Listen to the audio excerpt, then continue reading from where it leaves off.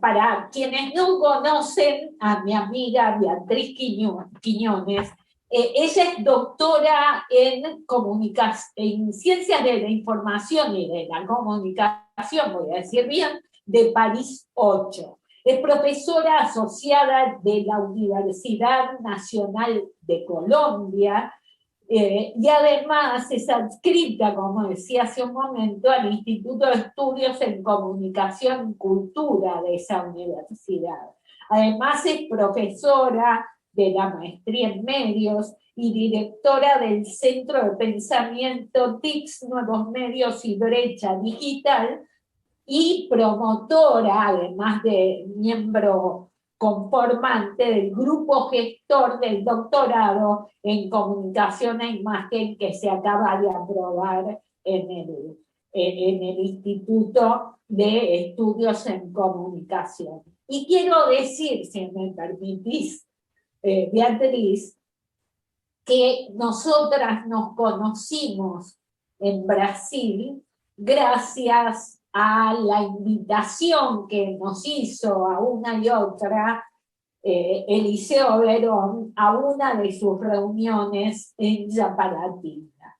Y desde entonces, bueno, tengo el placer y el honor de decir que Beatriz es amiga mía y es una gran impulsora de los estudios en comunicación, sobre todo en imagen. Ella no nos lo ha dicho, pero además fue algo así como la presidenta de la Organización Auditora de la Televisión de Colombia.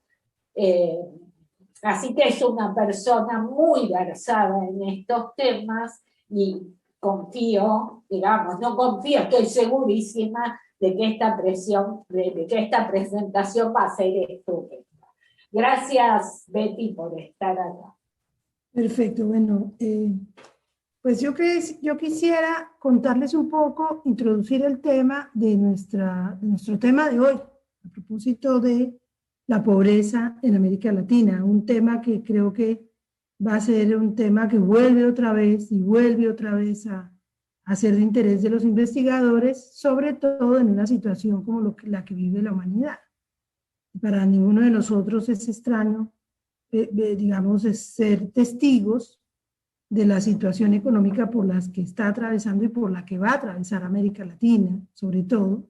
El caso colombiano es una cosa aterradora. Hay quienes dicen, hay expertos que dicen que hemos retrocedido 30 años en el desarrollo del país. Estamos, por ejemplo, en Bogotá con un desempleo del 25%, confinados, obviamente también. Yo en este momento estoy en Estados Unidos porque tuve la opción de venir y me hice vacunar hace un par de días, porque en nuestro país el proceso de vacunación está detenido. Bueno, las desigualdades pues hacen que no haya sido posible. Cuando hablo de desigualdades me refiero entre países, pues obviamente hay retrasos en la entrega de las vacunas y por lo tanto pues hasta ahora hemos terminado la fase 1, es decir, la fase de los mayores de 80 años y el personal médico de primera línea. Entonces, por eso estoy diciendo que por eso escogí este tema, porque cuando Silvia me preguntó si quería participar, pues había había distintos tipos de objetos de estudio que yo pensaba que podían ser pertinentes. Yo, digamos que los últimos 5 años me he dedicado con mucho interés a lo que tiene que ver con los imaginarios de la representación mediática del narcotráfico, específicamente en la ficción televisiva. Pero me pareció que podía ser interesante volver al tema de la pobreza, a propósito que es un tema del que estamos hablando continuamente y sobre todo en la esfera mediática. Esta investigación surge como resultado de otra investigación, precisamente una investigación de una colega del instituto que se llama Neila Pardo, que ha trabajado con varios colegas argentinos y que en algún momento arrancó un proceso de investigación en red sobre el discurso de la pobreza, muy desde el punto de vista del análisis crítico del discurso, y en algún momento me planteó la posibilidad de que yo quisiese, porque formábamos parte, en ese momento formábamos parte del mismo grupo de investigación, ella en análisis del discurso y yo trabajaba imaginarios sociales. Entonces me dijo, ¿por qué no pensar en emprender un segundo capítulo del proceso desde la noción de imaginarios? Y todo esto llevó a que nos planteáramos en el grupo que yo lideraba en ese momento, la idea de representar la pobreza desde una mirada no convencional. Esto es fundamental, creo que es el punto de partida del asunto. ¿Cuál era el punto de partida de nuestros colegas de la línea de análisis del discurso? Era que el núcleo de la representación de la pobreza era, específicamente en la prensa escrita colombiana, en el periodo que yo ya les voy a plantear nuestro corpus cuál era, que el núcleo central de la representación de la pobreza era la noción de carencia. Eso era clarísimo y desde allí se inició esta investigación. Cuando nosotros arrancamos a mirar el objeto, que era la pobreza en la prensa, empezamos a decir, bueno, pero aquí habría que pensar en la posibilidad, si se trata de un abordaje desde la estética, de que se pudiese representar la violencia desde una mirada no convencional, entendiendo la convención en términos de la representación, podríamos llamarla cristalizada de la pobreza, consolidada de la pobreza. Entonces, esto nos llevó a hacer una revisión, es decir, posicionarnos desde un punto de vista distinto. Y allí esto me permite ingresar a lo que desde mi punto de vista sería el posicionamiento de la investigación. ¿Cuál era el posicionamiento de nuestro grupo? El posicionamiento de nuestro grupo era precisamente ese. Vamos a movernos para tratar de distanciarnos de lo convencional. Y para movernos, vamos a intentar hacer una aproximación distinta. Para esto dijimos, no solamente queremos hacer una aproximación desde el punto de vista metodológico investigativo, sino también desde el punto de vista formal. De allí que desde el principio de la investigación nosotros arrancamos a trabajar con fotógrafos, es decir, con la especialización en fotografía de la universidad, con muchachos muy jóvenes, a los cuales empezamos a vincular a talleres sobre el tema y empezamos a ponerles el reto. Bueno, si ustedes quisieran fotografiar la pobreza, ¿cómo lo harían?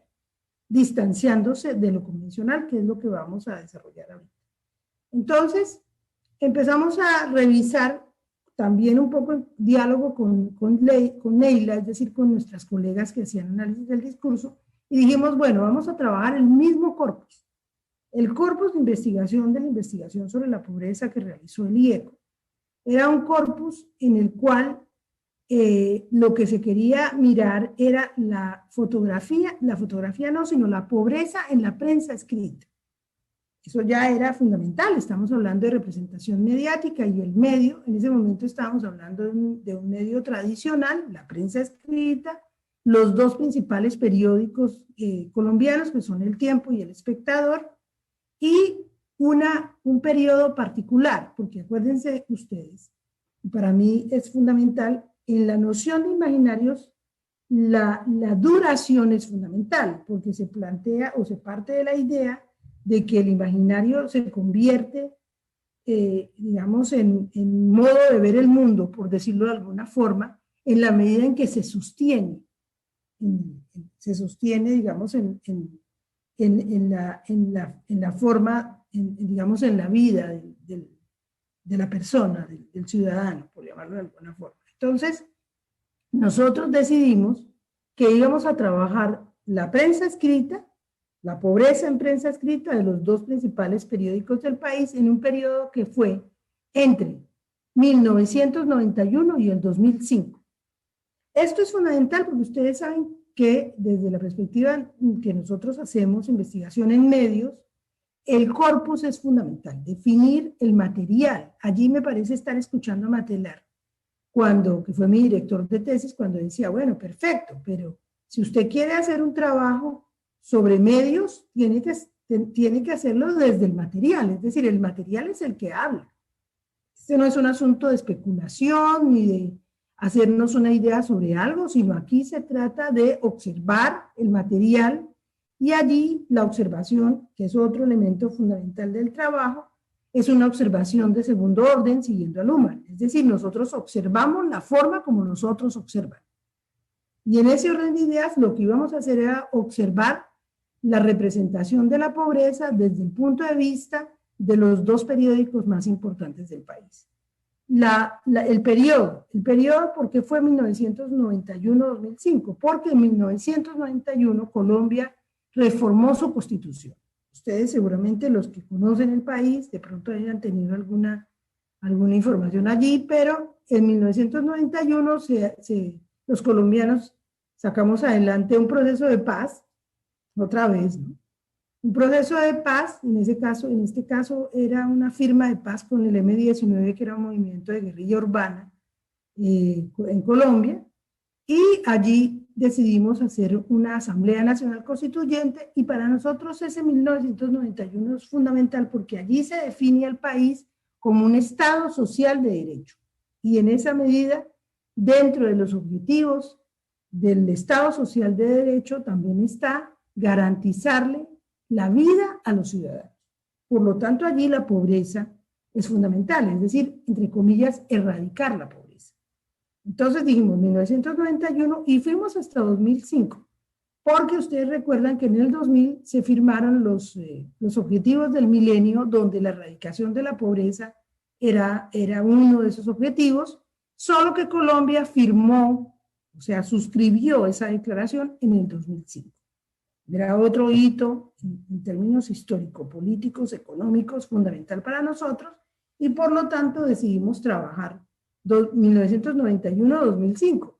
Dirán ustedes, un periodo muy grande, son muchos años, pero también esa es otra de las características del trabajo que hacemos cuando hablamos de observación sistemática del contenido de los medios, y es que se requiere, para que el corpus sea significativo, que realmente estemos revisando material que nos permita sacar conclusiones, evidenciar, digamos, aspectos o dimensiones del material que nos permita suficientemente representativos como para sacar conclusiones. Entonces, en el caso nuestro, me voy a distanciar, seguramente si a ustedes les parece, yo les puedo mandar después los títulos de los libros que se publicaron por esta red de investigadores en América Latina sobre la pobreza desde el análisis del discurso. Aquí yo me voy a centrar en el tipo de investigación que hicimos nosotros, que es una investigación en particular sobre la fotografía de la pobreza. Fíjense que no es sobre los textos periodísticos sobre la pobreza, sino definimos trabajar sobre la fotografía de la pobreza. Por muchas razones. Primero, porque nos interesa la imagen. Y segundo, porque otra colega nuestra, que se llama Zenaida Osorio, acababa de publicar un trabajo muy interesante alrededor de los usos periodísticos de la fotografía. Y había hecho un trabajo donde la definición de fotografía periodística era el texto, es decir, la fotografía más el pie de foto. Entonces, conformamos el equipo, fueron varios estudiantes, y nosotros tomamos una decisión de tipo metodológico, y era que íbamos a revisar esos periódicos del 91 al 2005 en los archivos del Tiempo y del Espectador, y cuando al hojear el periódico encontrásemos la palabra pobreza, el fotógrafo se detenía y fotografiaba a su vez la fotografía que estuviera publicada, que haya sido publicada. Se imaginarán que el corpus, en términos de la cantidad de material, fue un corpus gigantesco. Sin embargo, pues en ese momento contamos con el apoyo suficiente para poder, y la financiación que fue de la misma universidad, para poder hacer esta revisión. Entonces, otro elemento fundamental, nosotros lo que hacíamos era, donde estuviese la palabra pobreza y hubiese una foto, esa página formaba parte del corpus. Aquí hago una precisión metodológica también interesante, porque nosotros, cuando hablo de nosotros me refiero a los investigadores que estamos en estos grupos, no creemos en vaciar el periódico, es decir, se mira el periódico, la página completa, ¿cierto? Luego se tomaba la foto de la página completa.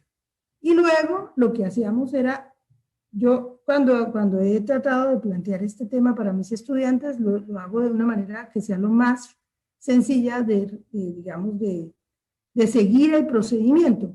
Una vez fueron más de 30.000 fotografías.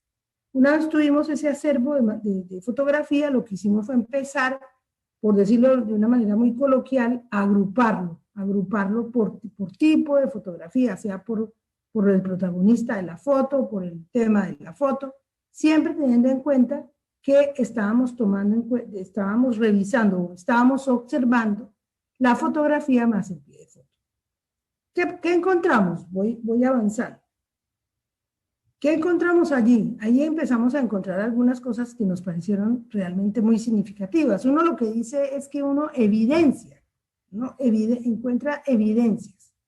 Evidenciamos varias cosas. Evidenciamos, por ejemplo, que se repetían continuamente las mismas fotos. Estamos hablando de un periodo de casi 15 años, donde ustedes imaginarán, hubo muchos reporteros gráficos, personas distintas, con historias distintas, con formaciones distintas, obviamente con algunas particularidades, como por ejemplo, que en el caso del tiempo, el tiempo tiene un manual donde se define cómo se toma la foto, por ejemplo, ¿cierto?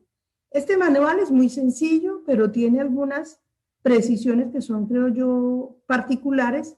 Les doy un ejemplo. Cuando hay una víctima, generalmente el manual exige que no solamente se pone el nombre de la víctima, sino se dice la víctima qué papel cumplía en la sociedad, cuál era su rol. Entonces, si hay una foto de una mujer, se dice mujer, no sé, Esperanza Gutiérrez, madre de familia de tantos años, con el ánimo de tratar de que nosotros los colombianos que hemos estado tantas décadas cercanos a la violencia, entendamos que una víctima es una persona, es un vecino, es un ser humano, ¿cierto? Entonces, ese tipo de manuales los tiene el periódico El Tiempo, los otros no, pero sin embargo, de todas maneras reconocíamos que las fotos habían sido tomadas por muchísimas personas. Obviamente, dentro de las fichas que íbamos diligenciando,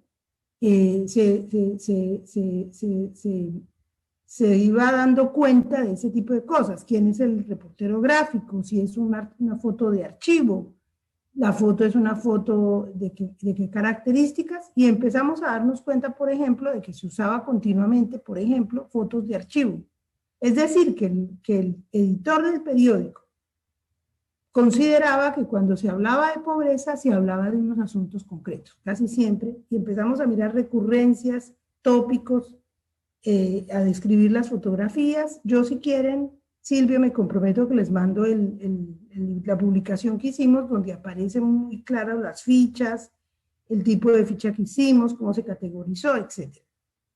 Pero para los fines de nuestra charla, porque me interesa mucho el diálogo que podamos tener, lo que empezamos a encontrar, y ya voy al tema, digamos, siguiendo esta metodología, lo que empezamos a encontrar era que durante los 15 años de observación habían unas recurrencias que coincidían precisamente, y esto fue muy interesante, con esa representación, con ese núcleo de la representación de la pobreza que habían evidenciado nuestras colegas que hacían análisis del discurso. Es decir, que la pobreza está conectada con la noción de carencia, ¿cierto? Pero ya revisando un poco más y tratando de hacer un proceso más contextualizado, una lectura detenida y contextualizada de las distintas fotografías y de los distintos momentos en que esas fotografías fueron tomadas, empezamos a darnos cuenta que era posible pensar en la pobreza de una manera distinta. Acuérdense que el reto era mirar la pobreza desde una mirada no convencional, ¿cierto?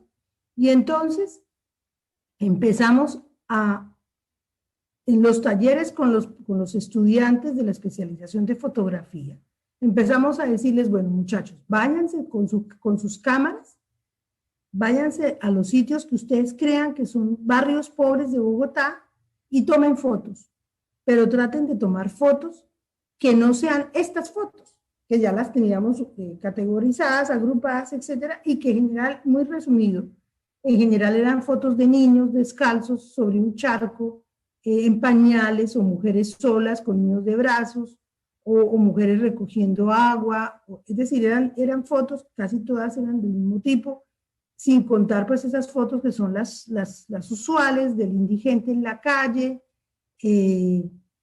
o casi siempre eran en zonas geográficas del país típicas, el Chocó, o algunos municipios de la costa atlántica que son reconocidos porque tienen una situación casi que de indigencia. Pero encontramos algo que fue fundamental y que nos empezó a dar luces.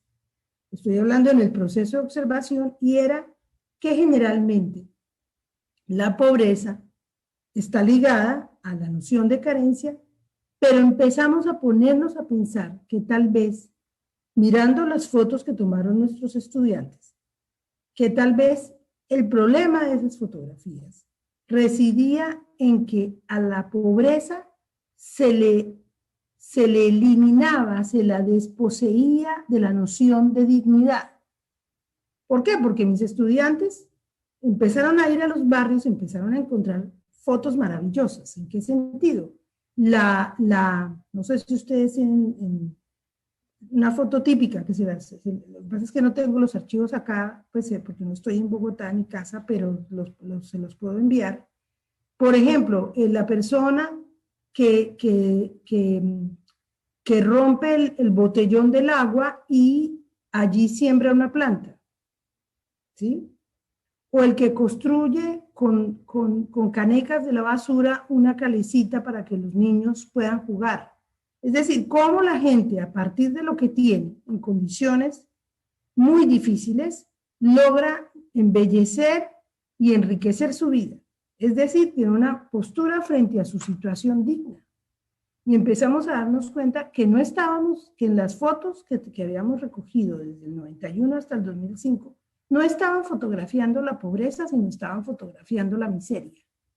En términos de que estaba despojada de la dignidad que tiene la carecer de algo también. Y eso nos condujo a empezar a buscar otras maneras desde el punto de vista, desde la dimensión económica, de mirar la pobreza. Allí nos encontramos, por ejemplo, con economistas iraníes como Majid Ramena. Yo por eso les voy a mandar el paper para que puedan hacerle seguimiento si les interesan a los autores. Este economista tenía una posición frente a la pobreza distinta, porque nos hacía ver que efectivamente uno es pobre dependiendo de la manera como lo definen. Es decir, hay sociedades en las cuales, desde mi punto de vista occidental, yo soy pobre, pero para mí no lo soy. Es decir, desde mi punto de vista no lo soy porque la pobreza está definida, consolidada desde otra perspectiva. Y eso nos llevó a, digamos, desplazarnos hacia otro punto de vista que nos permitió entrar en una dimensión diferente. Ya estoy terminando, no sé si voy muy rápido, en una dimensión diferente que nos llevó a mirar la fotografía de nuestros estudiantes. Con esas fotos hicimos calendarios, con esas fotos hicimos varias exposiciones en distintos espacios de la ciudad y de la universidad, y veíamos que realmente la gente reconocía, por ejemplo, en la estufa de carbón, en el recipiente quemado donde la gente cocina, o en las maneras como se dispone los dulces en las ventas ambulantes, una manera distinta de abordar su situación, que se distancia de esa forma convencional o de esa representación consolidada de la pobreza. Digamos que el trabajo, digamos, tuvo esa deriva estética que nos amplió la manera de ver una noción muy convencionalizada, al extremo que, por ejemplo, ya en el desarrollo de la investigación encontramos que había una publicación muy interesante en el Diario del Tiempo, donde en una fotografía se ilustraban la forma como Naciones Unidas definía la pobreza. Es una cosa increíble porque se dice de una manera muy precisa. El piso tiene que ser de arena o tiene que ser de barro. No debe haber servicios públicos, tiene que haber una letrina. No se cuenta con energía eléctrica. Es decir, hay unas definiciones que permiten determinar quién es pobre y quién no. Y veíamos cómo las fotografías que se publicaban en los periódicos nuestros casi siempre duplicaban esas maneras de de ver la pobreza, que si nosotros intentamos separarnos de esa noción, de pronto podemos encontrar otras maneras de abordarlo. Esto nos llevó a otro tipo de teorización, por ejemplo, a hacer mucho más, apropiarnos más de la noción de estereotipo desde la perspectiva de descripción y prescripción, porque de alguna manera nos dimos cuenta que la manera como se describe la pobreza prescribe una posición frente a ella, donde de lo que se trata no solamente es de que uno carezca de algo, sino que además necesite de ayuda. Entonces, vuelvo y repito eso último porque me parece fundamental, es decir, que no solamente uno carece de algo, sino que necesita de ayuda, que es una cosa fundamental, donde pienso yo reside la manera como comprendemos la dignidad del ser humano. A veces carecemos de cosas, pero a veces no necesitamos que nos ayuden, que nos tiren un salvavidas para salir adelante, sino que tenemos los recursos o podemos juntos encontrar el recurso para superar una situación. Yo quisiera, bueno, lo hice muy rápido, creo, no sé cuánto tiempo me llevo, pero me gustaría que pudiéramos conversar, porque pues esto tiene de largo y de ancho, fue un trabajo de varios meses. Lo resumo muy rápido, pero me parece que la síntesis es esa. Entonces quedo pendiente de lo que ustedes quieran preguntar. Bueno, muy interesante, Beatriz. No sé si hay preguntas, comentarios. Bueno, empiezo yo, pero no quisiera hacer uso del beneficio del presentador. Me pareció hiperinteresante lo que decís, porque en general la noción de estereotipo, la noción de representación como constructora de la opinión pública, en mi idea quedaba sobre todo ligada al lenguaje, ¿no? Esto es algo que se discute bastante al lenguaje verbal, pero vos lo planteás como ligado al lenguaje, en este caso de la imagen, y te pregunto entonces si vos crees que efectivamente el traspaso de un tipo de estereotipo que aparece representado en una imagen hacia otro tipo de representación cambia la vivencia de aquellos que quedan representados en esa imagen. No sé si fui muy clara, no fui clara, no importa, lo digo otra vez. Si vos crees que pasar de esta representación de la pobreza desde la luz de la miseria a la representación de la pobreza desde la capacidad de arreglárselas en la vida con todo aquello de lo que se dispone, cambia en esas personas que quedan representadas en la imagen la propia vivencia. Quiero decir, cuando se las representa desde la miseria, ¿vos creés que se sienten miserables? Y cuando se las representa desde esta competencia para arreglarse en el mundo cotidiano, ¿vos creés que se sienten empoderadas? Pues mira, yo lo que pienso, digamos, tu pregunta no es fácil de responder, pero pienso que no tiene que ver con eso. Es decir, yo creo que esto es un problema de evidenciar, estamos evidenciando lo que pasa. Yo lo que pienso es que, yo recuerdo mucho que hace muchos años tuve que hacer cuando era periodista, muy jovencita, tuve que hacer un recorrido por una zona muy pobre en términos convencionales de Colombia, que es la costa pacífica. Es la zona más rica en recursos naturales, yo creo que del continente, pero la población de esos departamentos vive en extrema pobreza. Hace una semana un sacerdote que es el presidente de la Comisión de la Verdad, porque ustedes saben que nosotros estamos en pleno proceso de paz y creamos una Comisión de la Verdad, fue a esa misma zona y nos sorprendieron con unas notas periodísticas donde el padre de Ru, que es como se llama, como es el apellido de este sacerdote, decía: colombianos, ¿cómo no nos da vergüenza tener poblaciones en el estado de pobreza en que está la gente de Buenaventura o del Chocó, o del Pacífico colombiano, ¿cierto? Y cuando hablábamos de eso, me acordé precisamente de cuando yo hace por lo menos 20 años fui a esa misma zona y quise, porque era periodista, quise tomar unas imágenes para la televisión de las mujeres que vendían pescado al borde del río.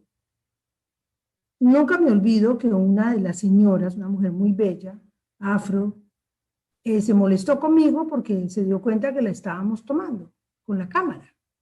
Y entonces no puso su mano frente a su cara y yo me di cuenta que estaba muy molesta y me le acerqué y le dije: ¿por qué no quieres que te tomemos? Me dijo: ¿por qué no me has pedido permiso?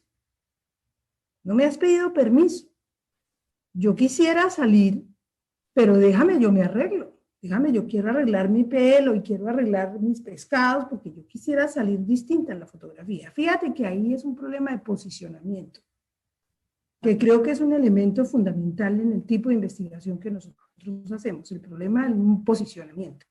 El posicionamiento es tan importante en la medida en que el tipo de investigación que estamos hablando es muy cercano a la fotografía también. Es decir, tú cuando fotografías te posicionas frente al objeto que quieres fotografiar. Y dependiendo de lo que quieras visibilizar, usas la técnica para darle luz a unas dimensiones y quitarle luz a otras. Yo creo que pasa exactamente lo mismo, es de lo que estamos hablando. El posicionamiento del reportero gráfico hacía que le diera luz solamente a unas dimensiones de lo que iba a fotografiar. ¿Por qué? Porque él ya tenía en su cabeza un mapa mental, una representación social construida de lo que era la pobreza, y por lo tanto cuando le decían necesitamos una fotografía de alguien pobre, pues se iba a los sitios concretos, a donde encontraba a los indigentes, a los barrios más marginados o marginados de Bogotá, que hay muchos, y tomaba la típica fotografía que casi siempre correspondía al esquema. Y a propósito que tú me hablas de estereotipo, por eso me parece interesante esa doble funcionalidad, el tema de la descripción y de la prescripción.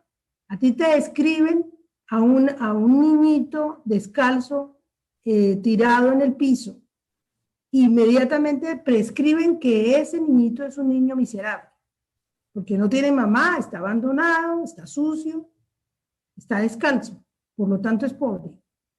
Entonces, creo que es un problema de posicionamiento. Y fíjate que yo pienso, y así siguiendo con la analogía con la fotografía, que me parece fundamental, no solo el posicionamiento, sino la decisión del fotógrafo de darle luz a unas dimensiones y opacar otras. Creo que también hay un tercer nivel fundamental que es el problema del desplazamiento. Es decir, tú si te acercas o te alejas, logras una fotografía distinta. Tú decides para dónde te mueves como fotógrafo.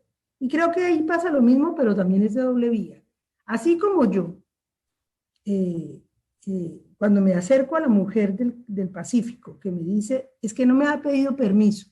Primero ella consideraba que yo debía pedirle permiso. Fíjate la manera como se comprendía, ¿cierto? La imagen incluso es una noción sofisticada. Ella es dueña de su imagen. Hoy por hoy, 20 años después o 30 años después, tenemos toda esta discusión alrededor de que tú tienes que firmar un papelito para probar que te tomen una fotografía. Y si no, pagas derechos, ¿sí o no?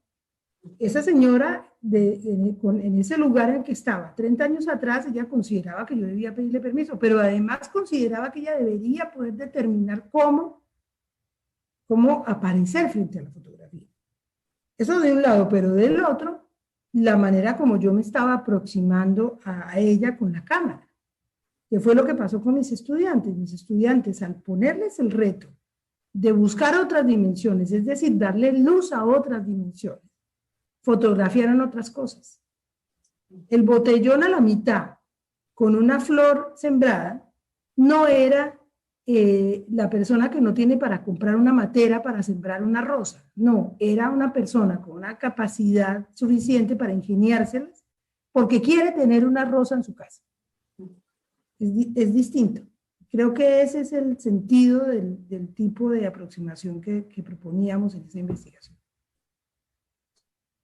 Te leo lo que dice Federico Weiss, interesante y para reflexionar su disertación. Aquí en Argentina, a ver que me sigue escribiendo,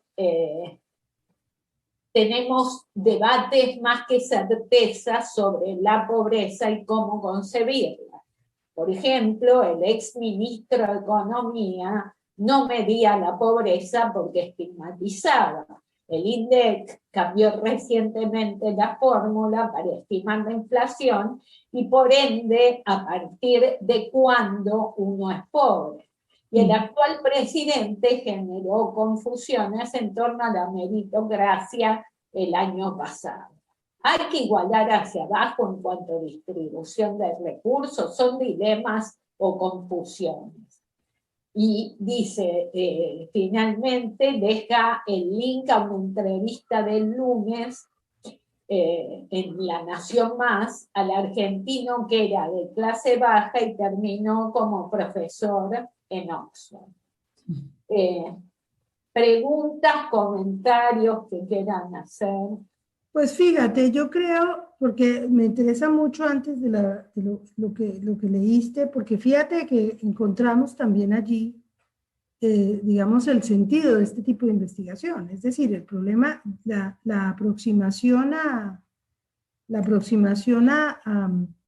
representación mediática tiene sentido en la medida, desde mi punto de vista, en que, según Ledru, y estoy de acuerdo con él, suscribo eso, la función principal de los medios es fijar los imaginarios. La función fijadora es fundamental, y esto a partir de estrategias como la reiteración o la naturalización. Ustedes que son analistas del discurso algunos, pues me estarán de acuerdo conmigo. Entonces, cuando continuamente, como logramos nosotros establecer, o más bien evidenciar en esta observación sistemática que hicimos de las fotos de la pobreza durante 15 años, efectivamente la fotografía se reitera todo el tiempo. Es decir, es la misma manera de representar el fenómeno. Y esto tiene sentido en la medida en que de alguna manera se está determinando la manera como lo definimos. Y lo que está diciendo la persona que escribió tiene consecuencias en la vida, que creo que es una de las cosas fundamentales del trabajo que hacemos como investigadores. El problema es que tiene consecuencias en la vida. Nosotros todo el tiempo en Colombia, por ejemplo, hablamos de erradicar la pobreza. Elegimos presidentes de la República porque prometen erradicar la pobreza. Hoy por hoy en Colombia hay una gran controversia porque el ministro de Hacienda, que está proponiendo en plena pandemia una reforma tributaria, está diciendo que se debe poner impuestos a las pensiones. Y el presidente de la República no tuvo ningún problema en decir que una pensión de 7 millones de pesos, para hablarlo en términos de dólares, estamos hablando de $1.500, es una mega pensión. Entonces uno dice, carambas, pero esta gente ¿de dónde vive? ¿En qué país vive? ¿Cierto? Entonces, nosotros construimos nuestra manera de ver el mundo a partir en un porcentaje que yo considero que vale la pena reflexionar, de las maneras como los medios fijan ese tipo digamos, ese imaginario sobre la vida cotidiana. Yo hice un trabajo sobre la violencia en Colombia, donde también lo que hice fue moverme, distanciarme de la noción de conflicto armado, porque nos dimos cuenta, o mi propuesta era que la violencia colombiana no tenía que ver fundamentalmente con el conflicto armado. Sí, nos hemos estado matando 60 décadas, pero lo que pasa grave es que somos ciudadanos del conflicto. Es decir, cada colombiano está traumado, está o es distinto porque hemos tenido que vivir en una situación extrema. Y como diría Grossman, cuando es el tema de la metáfora del gato y el ratón, cuando el ratón ve que el gato se aproxima, se estrechan su capacidad neurológica. Yo siento lo mismo. Nosotros estamos siempre en un nivel extremo que no nos permite abordar la vida, ni la afección, ni nuestro propio cuerpo con plena tranquilidad porque estamos siempre bajo amenaza. Esas cosas es necesario plantearlas y en el caso de lo que nosotros hacemos, el material para hacerlo es, como el caso del libro que estamos mirando, la representación mediática. Federico Márquez. Gracias, Silvia. Bueno, Beatriz, felicitaciones. Me gustó tu presentación. Me hubiera encantado ver fotos, porque mientras hablabas trataba de imaginarme las fotos, me hubiera encantado para ponerlo en imágenes, ¿no? Lo que vos estabas diciendo. Tengo una, perdóname, Federico, yo podría mandarle a Silvia un correo con unas fotos. Buenísimo. Los tengo acá por si de pronto Sí, buenísimo. porque no tengo cómo hacerlo acá porque no tengo mi teléfono. Sí. Dale. Gracias. Vos mencionaste Naciones Unidas y en general, digamos, los organismos internacionales de ayuda, las agencias de cooperación de los países OCDE, en general trabajan también con estos estereotipos de la pobreza, ¿no? Todos habremos visto esos pósters de ayuda humanitaria o de ayuda al desarrollo, típicamente en África, donde está el chiquito al lado de la conexión de agua, ¿no? Que se la llevó la cooperación al desarrollo.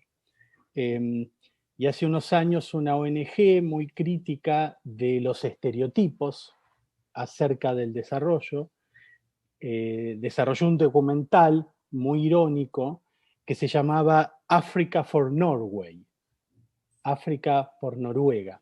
Y el documental mostraba a los noruegos con mucho frío, ahí en los fiordos, una señora que se resbalaba en el hielo, decían, entonces estaba el board de africano diciendo, bueno, esta gente tiene mucho frío, y nosotros tenemos mucho sol y tenemos mucha capacidad de ayudar a los noruegos. Entonces, bueno, graban un disco, hay todos los músicos africanos cantando es momento de dar una mano, de ser solidarios, y básicamente la campaña consistía en recaudar fondos para llevar radiadores, estufas a Noruega, porque en Noruega hace frío.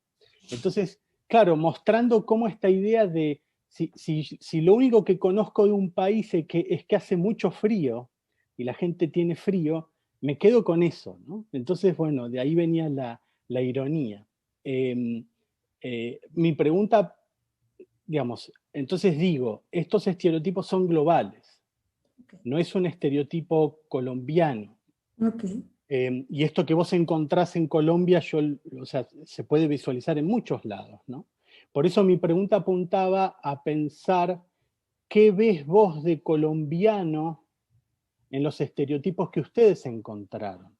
Si vos identificás algo de la idiosincrasia colombiana en particular acerca del modo en que estereotipan la pobreza de esta manera. Y la segunda pregunta es, con lo que ustedes produjeron, ¿no? Las fotos que ustedes tomaron con otra mirada, no sé si tuvieron la oportunidad de acercar ese material y la reflexión alrededor de ese material a los medios de comunicación. No sé si pudieron tener un debate con los editorialistas, con los directores de fotografía de los diarios y decirles, mira, ¿qué chances hay de cambiar el ángulo? ¿Se puede trabajar de esa manera? ¿Qué posibilidades hay de tener otra mirada un poco más empática hacia el problema, ¿no? No sé si lo pensaron, pasó algo, contanos. Ok, bueno, con relación a la primera pregunta me parece interesantísimo. De hecho, nosotros a propósito de la investigación sobre el narcotráfico. Esa es una pregunta de investigación que queremos desarrollar en términos de imaginarios globales del narcotráfico. A raíz de toda esta cantidad de producciones de las OTTs, por ejemplo de Netflix y de Amazon y de estas OTTs alrededor del tema del narcotráfico, que sigue vendiendo, ¿cierto? Y que de alguna manera nosotros decimos, inspirados mucho en las vidas de Pablo Escobar y de todos estos carteles tan famosos que tuvimos en Colombia, ¿cierto? Y que seguimos teniendo, solamente que ahora los jefes son los carteles de Sinaloa, en Cauca, en el Valle del Cauca, ¿cierto? Pero ahí pienso que tienes toda la razón, Federico, es decir, el problema es global, lógico, este es un asunto. Hay un trabajo de Matelar muy interesante sobre precisamente cómo Naciones Unidas define el problema de la pobreza, que tiene mucho que ver con esta idea de la carencia y de estos estándares que de alguna manera se han querido corregir con, por ejemplo, el Gini, donde de alguna manera se trata de mirar otras dimensiones. Pero a propósito de que reconocí en el caso colombiano, yo creo que hay, sobre todo lo que reconozco en esa manera de representar la pobreza, en los valores tradicionales de nuestra manera de ver el mundo. Me refiero, por ejemplo, a esta cuestión tan judio-cristiana de darle de comer al hambriento ¿cierto? Y de darle de beber al sediento, ¿cierto? Porque ahí ese asunto relativo a lo de la necesidad de ayudar, de dar limosna, eso es muy nuestro, ¿cierto? Es decir, si ustedes ven, a propósito, para hacer la conexión con Pablo Escobar se volvió un político importante a partir de que empezó a hacer Medellín sin tugurios. Es decir, él empezó a invertir ingentes sumas de dinero en construir barrios, supuestamente para la gente más pobre. Entonces, fíjate cómo, sí, esa parte lo veo, por eso digo que valores tradicionales, porque tienen también mucho que ver con el asunto del narcotráfico. Parece que no, pero sí. Es una postura mafiosa, de alguna manera, en la medida en que habría como esa sensación o esa manera de verlo en términos de que uno es pobre porque quiere, ¿cierto? Es porque no tiene lo suficiente, no tiene el empuje. Ahora, por ejemplo, con la pandemia a mí me ha llamado muchísimo la atención ese cuento de que tenemos que reinventarnos, ¿cierto? Entonces que hay que reinventarse y entonces ahora hay que hacer, la gente, digamos, nosotros tenemos algo así como un 75% de informalidad. Entonces sobre esa base, ¿qué tipo de reinvención sin ayuda va a poder hacer la gente? ¿Qué va a hacer? ¿Va a cambiar? Se va a reinventar en términos, ¿qué es lo que está pasando? En lugar de vender cigarrillos en las esquinas, entonces lo que estoy haciendo es con pedacitos de tela tapabocas. Son cosas increíbles, pero que tienen que ver con eso que estamos hablando. Eso fue lo primero que me preguntaste. Lo segundo que me preguntaste, que me perdió, ¿fue qué, Federico? Si habían podido hablar con los medios. Ah, ok. Pues mira, nosotros la primera intención fue con los estudiantes.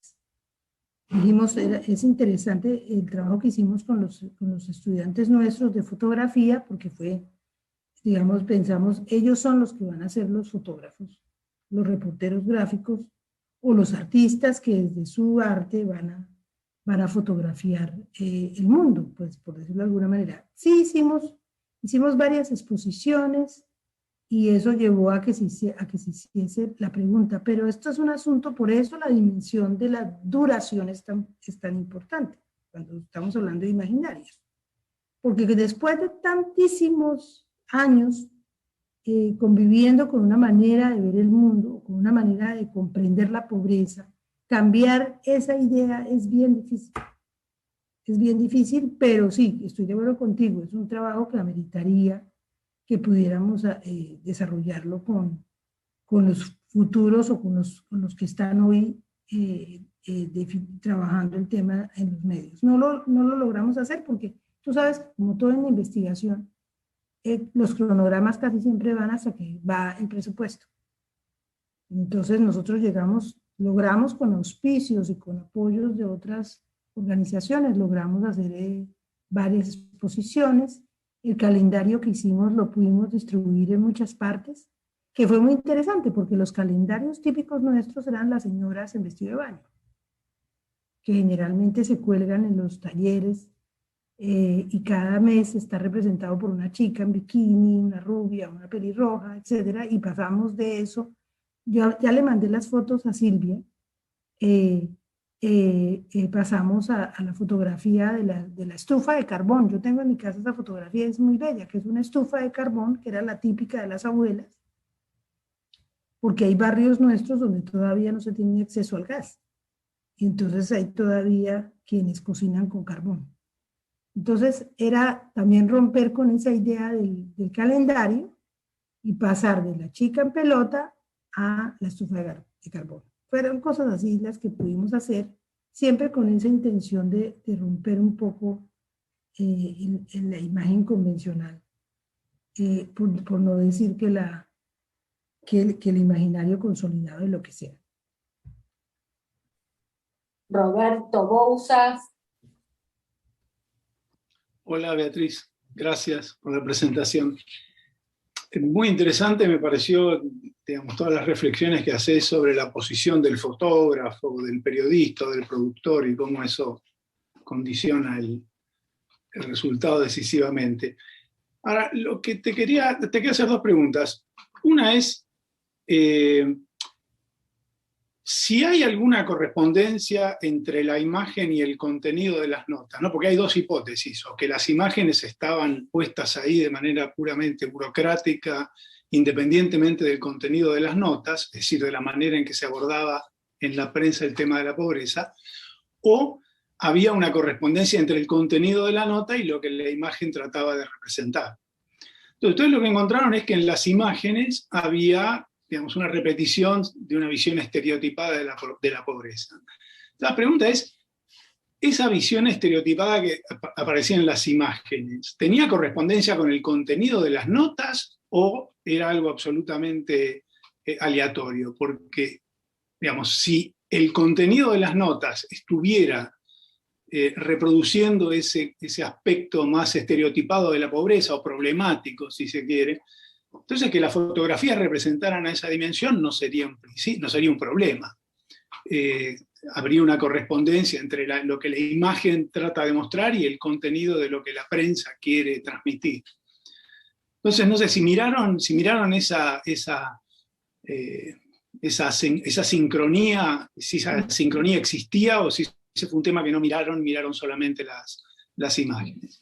Ok, bueno. La segunda, que no sé, es una pregunta, me encantaría que tuviera una respuesta, pero esta idea del estereotipo de la pobreza, ¿no? Es, digamos, sin duda es una idea muy atractiva, pero también es cierto que junto con esta idea de estereotipo también hay otra idea práctica, operativa, que es la idea del indicador. Si vos querés intervenir, y sobre todo si se quiere intervenir a nivel agregado o internacional sobre dimensiones de la pobreza, necesariamente necesitas indicadores. Entonces ahí hay como una barrera, o como una barrera media nebulosa entre lo que es estereotipo y lo que es indicador. ¿Cómo resolver ese dilema que vos identificaste también? Perfecto, me parece súper interesante las dos cosas. Pues mira, en el primer caso hay que ser muy preciso. Nosotros lo que hicimos, como lo planteaba desde el principio, fue hacer una observación sistemática y una lectura detenida de lo que entendíamos como fotografía de la pobreza, es decir, la fotografía y el pie de foto, ¿cierto? Sin embargo, sí es evidente que como estábamos hermanados con otra investigación que sí hacía análisis del discurso, un momento en que nos tocamos, claro, empezamos a trabajar juntos. Y efectivamente, una de las evidencias que nos llamó mucho la atención es que efectivamente muchas de esas fotos son imágenes de archivo. Es decir, generalmente el editor, cuando tiene que ilustrar un artículo o una nota sobre la pobreza, busca una foto de archivo, que casi siempre reproduce la misma manera de ver la pobreza, ¿cierto? Eso fue realmente significativo. Y también lo que nos dimos cuenta es que hay poco trabajo colaborativo entre el periodista y el reportero gráfico. Es decir, muchas veces el periodista está realizando su nota y simplemente envía, estamos hablando del periódico tradicional, ¿no? Simplemente envía a un reportero y le dice, hermanito, necesito que me haga una fotografía sobre un barrio pobre. Punto. Y esto lo puedo conectar con la segunda pregunta, porque cuando tú hablas de indicadores y cuando tú hablas de estereotipo, creo que son, digamos que también se acercan en dimensiones distintas, porque finalmente entendería yo que el indicador tiene y también tiene que ver con lo mediático, generalmente el indicador es presentado desde una perspectiva que por lo menos en Colombia, a propósito de los imaginarios de la ciencia, se considera que es un asunto técnico, y para nosotros lo técnico es legitimador, ¿cierto? Entonces es un indicador, y entonces cuando, por ejemplo, Federico hablaba, o creo que fue Silvia que decía que había habido, o la persona que intervino, que hay cambios, que por razones de decisiones de tipo político se decide cambiar los estándares estadísticos para medir una cosa a la otra, entonces simplemente desaparecen millones de pobres, que también es interesante, este asunto mágico, ¿no? Es decir, por razón de una decisión política, dejaron de ser pobres, que es lo que nos está pasando a nosotros en este momento con el cuentico de la reforma tributaria, donde finalmente ahora resultó que la clase media, que estamos en la clase media todos, ¿sí? Entonces podemos ponerle tributación a todo el mundo porque todos somos miembros de la clase media. O al revés, desde otra perspectiva, cuando hay decisiones de política social, donde nos hemos encontrado que hay gente, por ejemplo, en Bogotá, en zonas, en barrios de clase media, ahora sí, de Bogotá, donde la persona puede tener una casa muy grande, vivir en un barrio aparentemente de estrato 3 o 4 o 5. Aquí en Colombia tenemos este tema de la estratificación.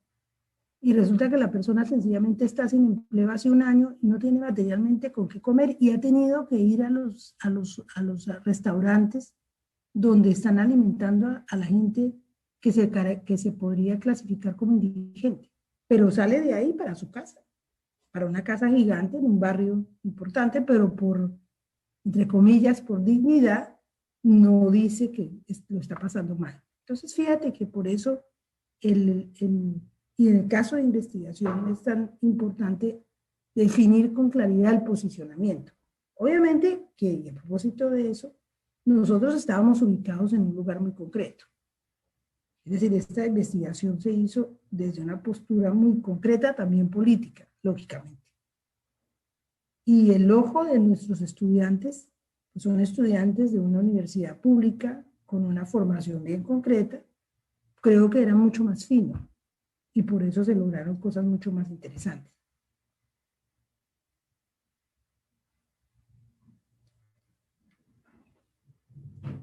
Andrea Wolfner. Muchísimas gracias. A mí yo lamento muchísimo haberme podido conectar recién un poco más tarde y haberme perdido la primera parte. Pero lo que escuché me interesó muchísimo más porque, bueno, en realidad nunca lo pensé desde el lenguaje, desde las imágenes gráficas, pero me interesa esta noción de que con el lenguaje se pueden hacer cosas y que el lenguaje no solamente es una representación directa de objetos ahí afuera, sino que el lenguaje hace. Y entonces, en este sentido, es interesante que con las imágenes también se pueden hacer y que dependiendo del posicionamiento, las imágenes hacen y pueden producir. Entonces, por un lado, pensaba, retomando además esto que acababas de decir, que bueno, que el posicionamiento obviamente también es un posicionamiento político y que lo que uno elige visibilizar es un posicionamiento político, se hace desde un cierto posicionamiento político, pero además pensaba en el objetivo, al elegir este posicionamiento y esta visibilización particular que se eligen también movilizar diferentes cosas.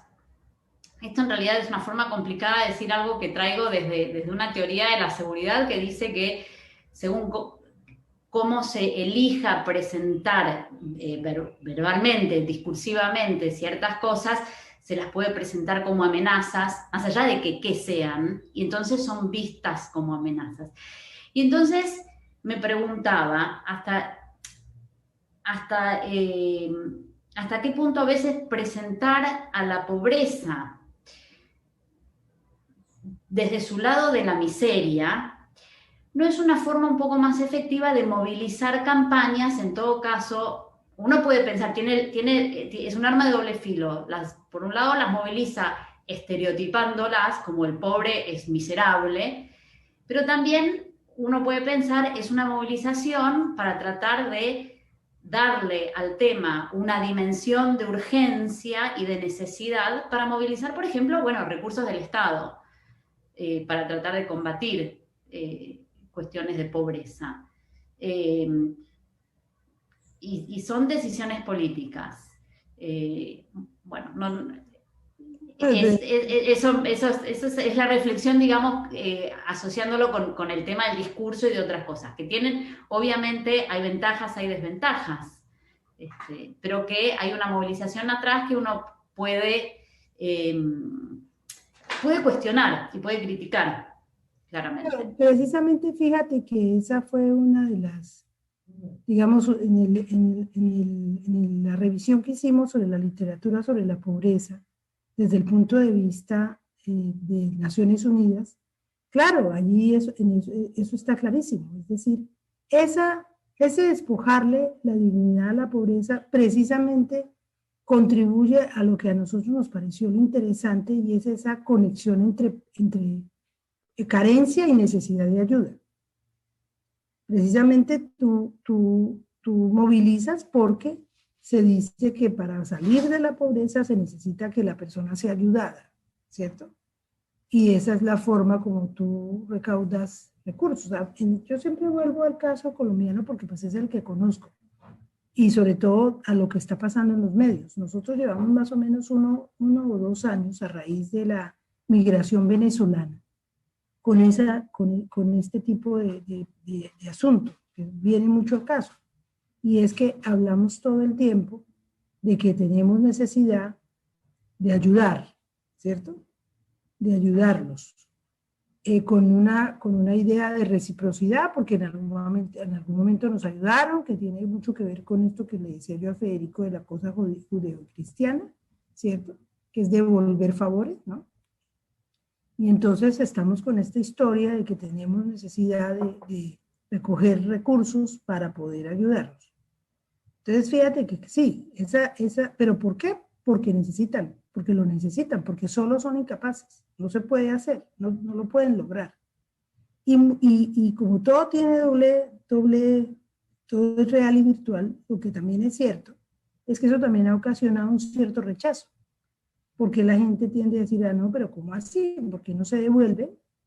Y un país tan rico o tumban el gobierno o hacen algo, porque tienen que llegarnos aquí, cuando nosotros también somos pobres. Es una cosa realmente bien concreta, pero me parece que lo que dices, esa conexión es ilustrativa de la conexión entre carencia y necesidad de ayuda, que es determinante en la manera como se configura el discurso sobre la pobreza, sobre todo desde la perspectiva de Naciones Unidas.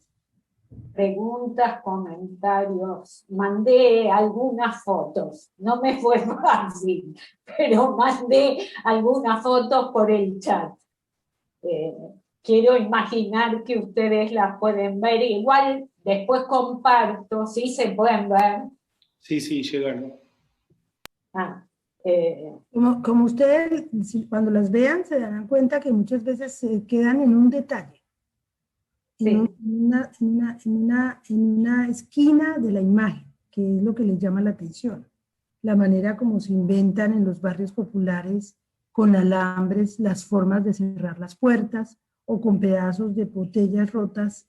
Los alambres de púas no existen, sino son botellas rotas que se ponen en las azoteas para que no entren los ladrones. Es decir, hay una gran cantidad maneras de que los fotógrafos o nuestros estudiantes encontraron. En Argentina se hace lo mismo con las botellas y no necesariamente en barrios tan pobres, con vidrio en las cercas. Sí, sí.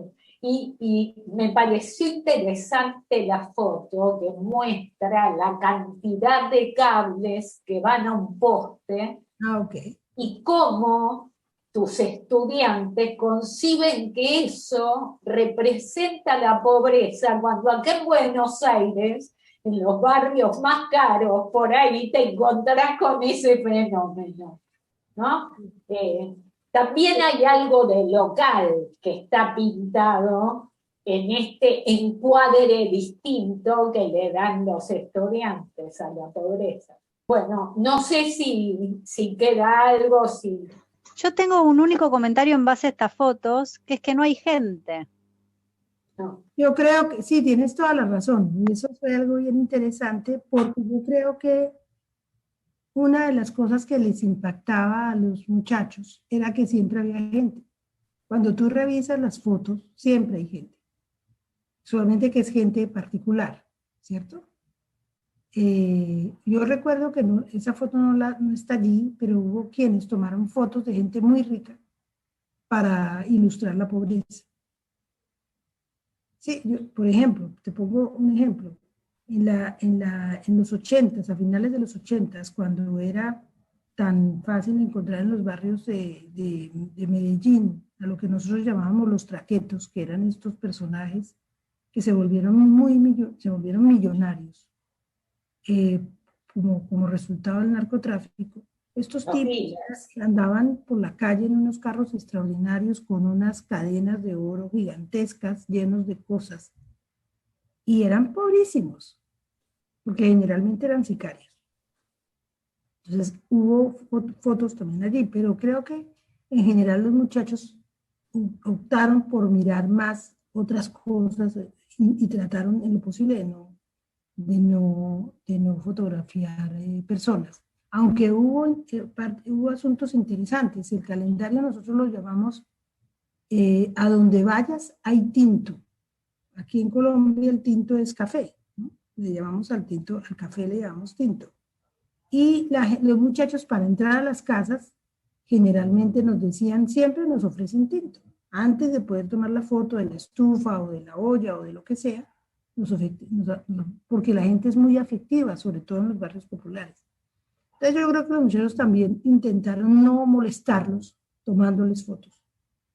Y entonces optaron mejor por fotografiar su cama o su estufa o su entorno o su puerta y no a las personas. Que es llamativo porque uno de los elementos, una de las continuidades que tú encuentras en las fotografías es que generalmente hay personas. Casi siempre hay personas. Bueno, Beatriz, te agradezco y me parece que en este momento todos o abrimos el micrófono o con la imagen aplaudimos. Ah, está Andrea. Ah, es un aplauso.